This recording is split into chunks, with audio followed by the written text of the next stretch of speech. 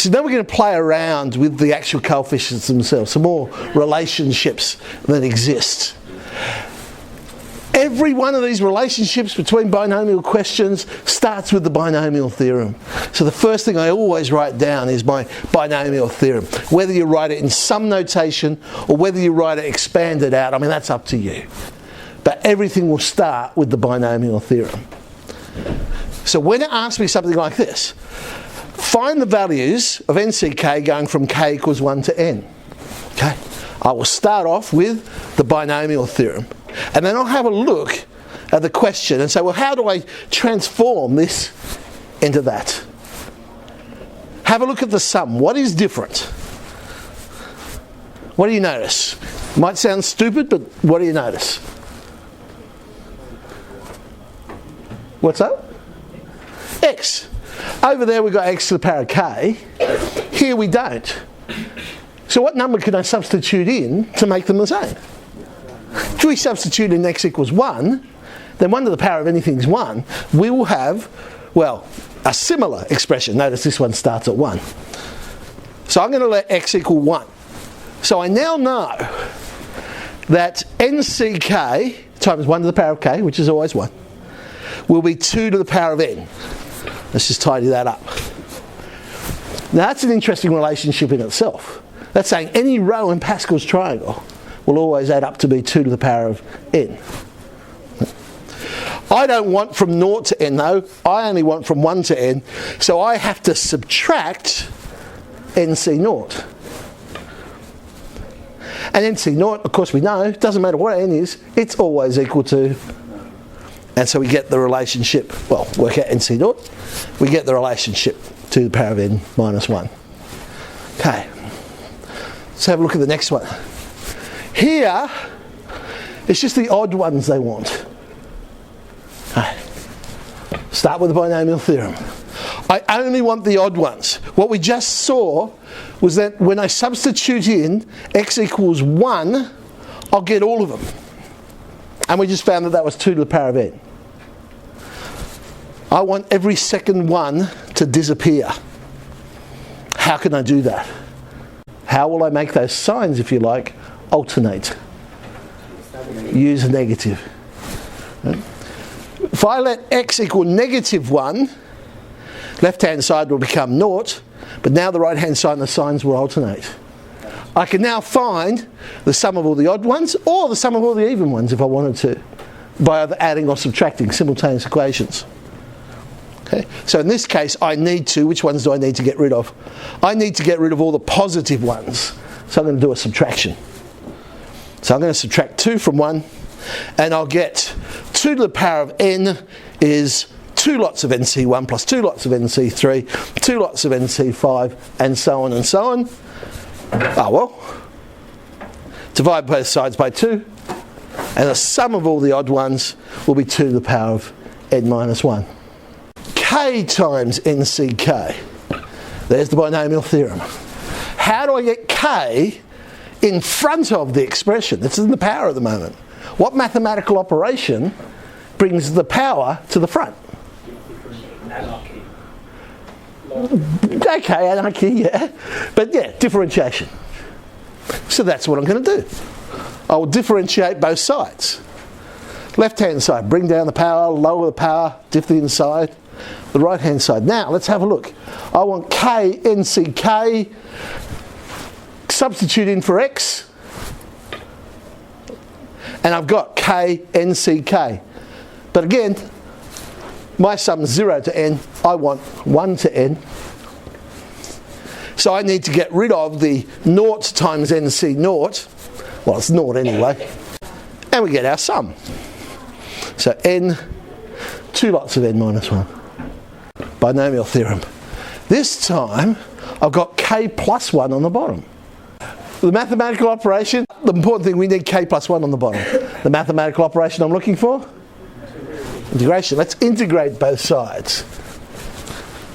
But of course, when you integrate plus a constant, I've only put it on one side, you'll notice. The reason for that is if both sides have plus a constant, well, I can move the constant to one side, it's still just a constant. So I've moved it over here on the left hand side because then I can now actually work out what the constant is by substituting in for x. We want x equals 0, that's how I'm going to work out my constant. Because if I make x equals 0, the right hand side now disappears. Because 0 to the power of k plus 1 is always 0. Tidying it up, there's my constant, minus 1 on n plus 1. Okay. Now I'm going to let x equal negative 1. Okay. Negative 1. Go back to the original question. It's negative 1 to the power of k. So that's why I substituted in negative 1.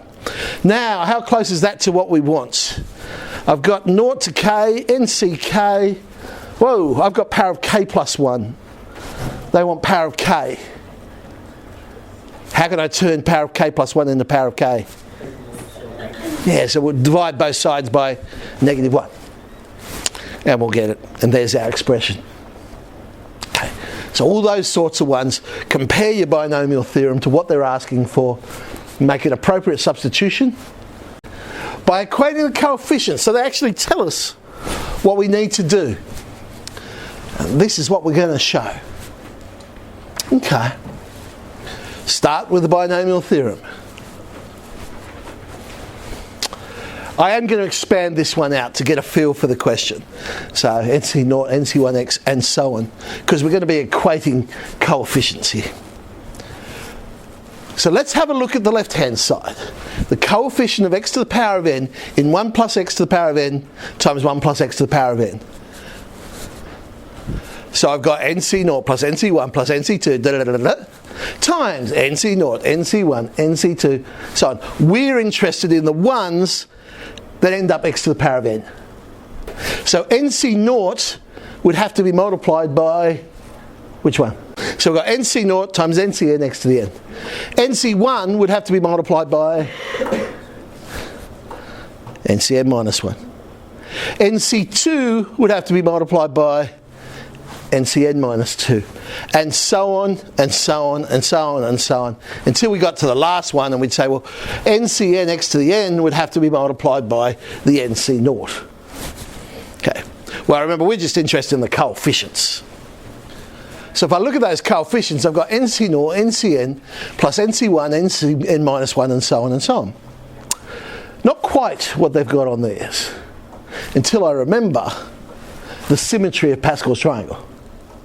So ncn is the same as nc0. ncn minus 1 is the same as nc1. And so on and so on and so on and so on until I get the last term, nc0, same as ncn. So actually I've got each one of them squared, which is half of what we're trying to prove. Okay, so I've got the sum x equals 0 to n of nck squared. Have a look at the other side. The coefficient of x to the n in 1 plus x to the power of 2n. Well, that's just a straight expansion.